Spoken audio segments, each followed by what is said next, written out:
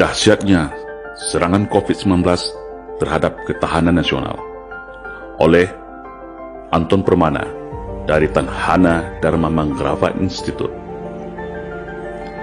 Serangan wabah COVID-19 ternyata sangat efektif dan presisi merontokkan perekonomian dua kelompok negara di dunia, yaitu negara kelompok kapitalis pro-Amerika serta 24 negara debitur yang berhutang pada China.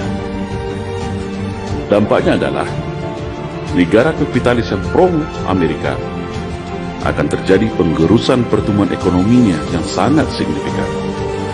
Dan untuk negara debitur pada China terancam gagal bayar dan disita seluruh aset vital negaranya. Di Indonesia, dampak COVID-19 ini juga sangat beragam dan efektif, melemahkan ketahanan nasional secara menyeluruh, seakan memberikan peluang seluas-luasnya kepada kelompok anasir tertentu melakukan agenda terselubung,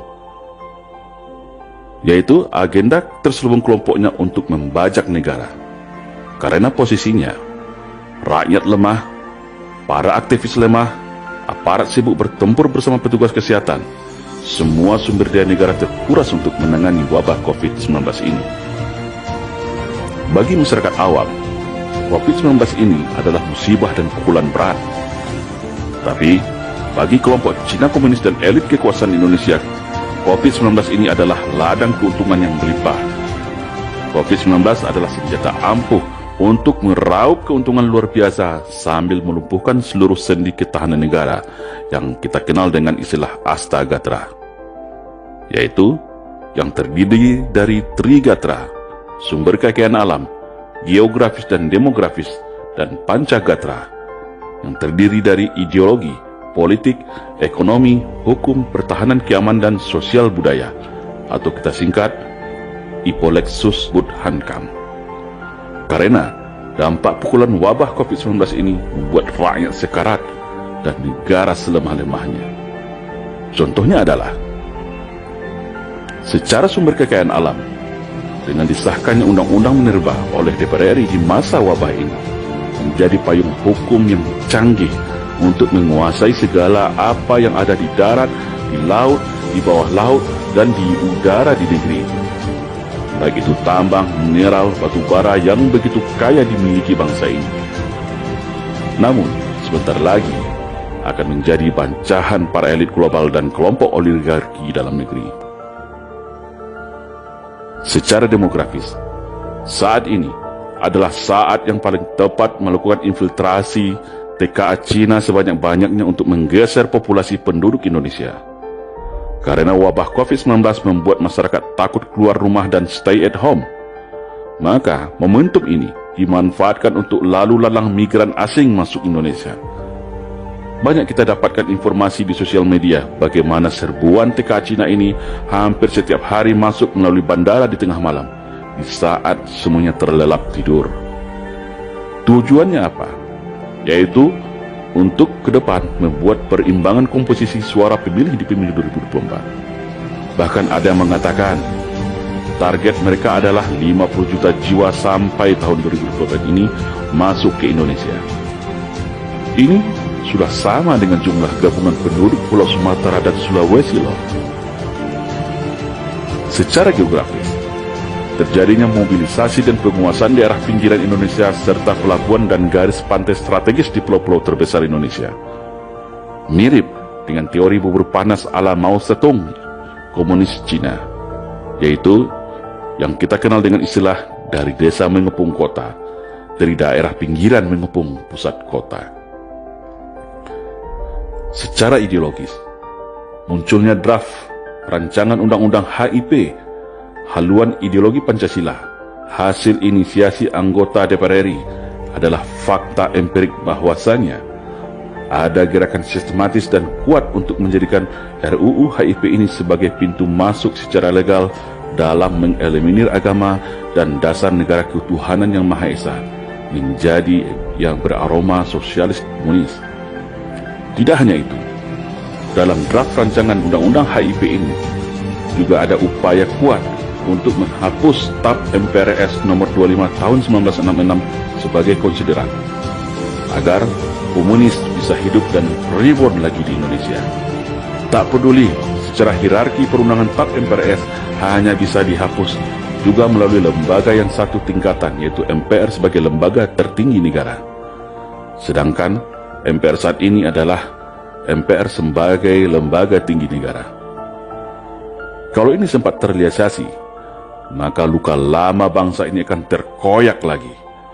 PKI akan kembali hidup di Indonesia, dan ini sama saja seolah DPR RI sengaja memantik potensi perang saudara yang bisa berujung disintegrasi bangsa.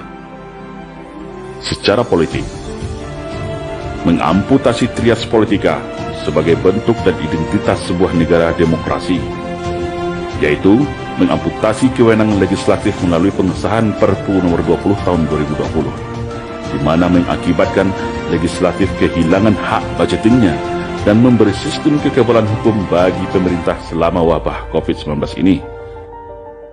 Ini jelas sebuah bentuk abuse of power dan jelas mengarah kepada sistem kekuasaan tunggal bagi pemerintah, di mana sistem seperti ini hanya ada pada negara komunis dan monarki, sedangkan Indonesia adalah negara hukum yang berkedaulatan rakyat. Ini jelas sekali bertentangan dengan konstitusi negara Indonesia. Secara ekonomi, musibah ini berhasil meluluh lantakkan perekonomian nasional, memiskinkan yang sudah miskin, memiskinkan yang sebelumnya kuat, sehingga tak ada lagi kekuatan ekonomi lain selain ekonomi kelompok elit yang tersentralistik di kekuasaan. Secara perekonomian negara, membuat negara menuju gagal bayar atas segala hutang, bunga dan kewajiban kepada investor. Dan hal inilah yang paling krusial, karena semua aset vital negara yang menguasai hajat hidup orang banyak beralih dengan mudah dan halus kepada kelompok elit investor yang dominan dikuasai komunis Cina. Saat ini saja, seluruh bentuk APD semua berasal dari Cina yang transaksinya triliunan rupiah. Kelumpuhan ekonomi nasional akibat wabah COVID-19 bukan dijadikan momentum konsolidasi nasional untuk berdikari, tapi malah menjadi pintu recovery menambah hutang. Wabah COVID-19 saat ini semakin membuat negara kita terpuruk, terancam bangkrut, gagal bayar, dan akhirnya terpaksa menyerahkan anggunan aset vital bangsa strategis kepada investor Cina. Secara hukum, tingkat kriminalitas meningkat tinggi pasca dilepasnya secara sepihak oleh Menkumham 29.000 para narapidana. Penegakan hukum tebang pilih, kritikan dan perbedaan pendapat dijadikan seolah sebuah bentuk kejahatan.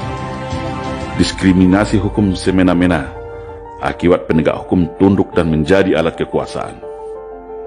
Secara pertahanan, terjadinya pemangkasan secara besar-besaran terhadap anggaran pertahanan untuk pergeseran alokasi anggaran buat penanganan COVID-19. TNI lebih disibukkan menjadi supporting system tim kesehatan. Biasanya, dalam perang, TNI terdepan dan tim kesehatan menjadi supporting di belakang. Di saat wabah ini, petugas kesehatan yang berada di depan, TNI yang support di belakang. Begitu juga dalam agenda latihan gabungan, latihan bersama, juga banyak terancam tidak jadi terlaksana. Tentara tanpa ada kalender latihan tahun ini bisa sangat berbahaya. Semoga saja kondisi ini tidak mengurangi kesiapsiagaan TNI kita terhadap ancaman pertahanan yang multi kompleks, baik dari luar maupun dalam negeri, baik ancaman perang fisik maupun non-fisik. Sosial budaya, terputusnya silaturahmi, komunikasi, lintas masyarakat oleh ancaman ketakutan wabah virus, khususnya umat Islam, terpisah dari rumah ibadahnya, ulamanya, dan ukhuwah berjamaahnya. Sehingga umat Islam tercerai-berai bagai buih di lautan, masjid ditutup, solat tarawih ditiadakan, ceramah tabligh akhbar dilarang, perayaan Idul Fitri pun tidak dibolehkan. Begitu sempurna. Mau berkumpul dan konsolidasi tidak bisa, terkunci oleh aturan PSBB, yang akhirnya hanya bisa menonton negeri ini bergerak entah kemana. Mau teriak di sosial media, ada ancaman undang-undang ITE. Masyarakat hari ini seakan dipaksa merubah budaya perilakunya. Yang paling dominan adalah ketergantungan kita semua akan perangkat komunikasi handphone dan internet atau kehidupan dunia maya. Masyarakat seperti ingin dijauhkan dari kehidupan spiritualnya, seperti menutup masjid, tidak bisa berkumpul pihak tabligh kabar atau berinteraksi dengan kiai dan ulamanya. Semua dengan alasan wabah COVID-19. Tapi anehnya, ini tidak berlaku pada mal, kafe, pasar, konser musik, dan alat transportasi massa. Intinya seakan masyarakat mau digiring cukup jadi masyarakat dunia maya saja atau e-citizen, menjauhi kehidupan nyata yang bermuatan nilai kehidupan spiritual, menjauhkan masyarakat dari kehidupan agama secara halus. Beginilah dampak serangan wabah COVID-19 ini, sebuah serangan non-militer yang presisi dan mematikan, tanpa mengeluarkan biaya invasi militer yang besar, tanpa mengirim tentara dan peralatan tempur, tanpa menembakkan rudal dan peluru satu butir saja, tapi bisa melumpuhkan dunia dan mematikan negara yang ketahanan nasional negaranya rapuh. Kita tidak tahu apa yang akan terjadi ke depan pasca COVID-19 ini, tapi yang jelas, satu persatu sendi ketahanan nasional kita sudah terperteli. Tak ada lagi konsep kewaspadaan nasional sebagai early warning system. Tak ada lagi kepemimpinan nasional yang akan mengkoordinir, mengarahkan sistem manajemen nasional secara berwibawa. Wabah COVID-19 ini seakan ikut juga mematikan hati, logika, nalar dan rasa patriotisme nasionalisme bangsa. Seakan wabah COVID-19 ini memang diciptakan sebagai serangan pendadakan dari sebuah agenda neokolonialisasi terhadap dunia, termasuk Indonesia. Siapakah pemainnya? Siapakah kingmakernya? Siapakah decision makernya? Siapa operatornya? Biar waktu yang menjawabnya. Kita sebagai rakyat yang setia dan cinta kepada negara, inilah saatnya bersiap siaga, persiapkan seluruh kemampuan yang ada, karena rapuhnya ketahanan nasional kita saat ini akibat serangan COVID-19 bisa menjadi lampu kuning untuk siap sedia seandainya bumi berdiri memanggil kita. Anda siap? Salam Indonesia Jaya.